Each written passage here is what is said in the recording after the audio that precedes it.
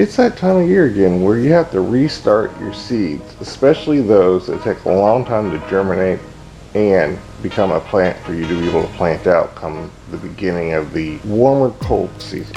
Depending on how many seeds you have and how many plant starts that you're trying to do, that can add up in cost so quickly. So even if you're trying to just sow some flowers or trying to come up with a garden that loved ones and children can help you with, those costs start to add up. And those tiny bags of seed starting mix can really start to add up. But are there other options? Well, follow along and I'll show you how I try to make the most out of what I have on hand, and it's cheaper too.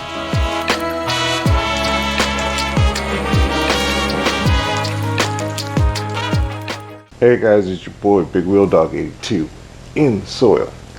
And of course, like I said in the opening, we're talking seed starting mix.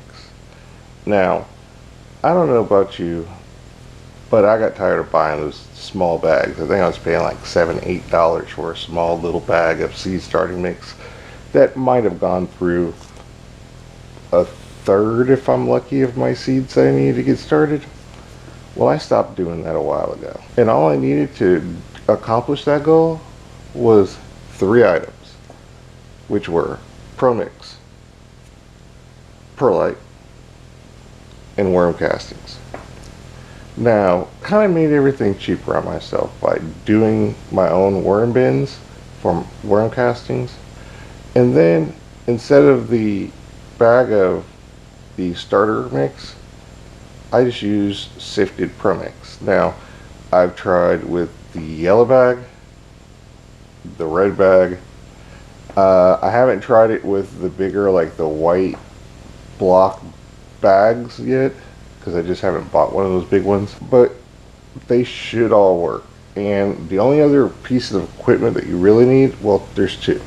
One is a sift like this, which is typically used for worm bins. You can stack them on top of each other and have your own worm bin. I typically just use it for everything from my compost to worm castings to the ProMix. And the second piece of equipment you'll need is just some type of a container to hold it. I have a longer container that I like to put everything in because it gives me a nice bulk all at once, and it makes it just easier. So all you got to do is, like I said, sift it through, and once you've sifted it through, you can go smaller. Like I have a second sieve here, which is a frying basket, but this is like 1/8 of an inch. I believe this is 1/4 of an inch. And then, so if I needed it any kind of finer, or if I just didn't like the texture of the ProMix once it was sifted through the black plastic sieve, then I would just go ahead and run it again through the 1/8 inch. And then, like I said, my castings that I've already pulled off of my worm bin, in my opinion, they're way better than the castings that you can buy in store, even though they are in a bag that is exactly the same from the store, because I did buy one bag once before. They're better. They're alive. There's springtails in it. There's some small little critters in there, but in my opinion, it's well worth the effort to go ahead and make your own worm bin. That way you can make your own worm castings, which will be a lot better and a lot more beneficial to your seed starts. I don't really have any type of system really. I tend to try to do for seed starts, I try to do a 3-2-1 type of deal. So it's 3 parts ProMix, 2 parts worm castings, and then 1 part additional perlite into the mix, and then you just blend it through, and that gives me my best seed starting mix. And it also gives something that's going to supplementally feed the seedlings once they germinate and sprout. That way you don't have to worry about getting right on top of them, right away with some type of fertilizer. Now, the big question, do you add any type of fertilizer to the mix? Not for seeds. And there's one very good reason why. Because depending on what you're doing, that fertilizer, even the perlite really, can get in the way of those seeds poking through. So I don't need anything else in there to potentially cause issues. And that's why we sift the ProMix. Well, I always sift. I don't care what brand it is. I just go ahead and I always sift it just to pull out the biggest sticks. But that's me. When it comes time to feed your plants, after they've germinated and they have, you know, at least 1 or 2 true leaves, I do have some of the blue stuff on hand that I dilute very, very well. I think it's like I think I dilute it down to either a 1/10 or an 1/8 of what the mix is supposed to be. But I also have master blend.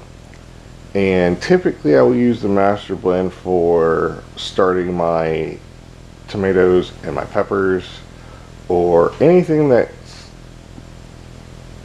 gonna be a heavy feeder no matter what, especially if I'm trying to push them a little bit because I got started late or something like that.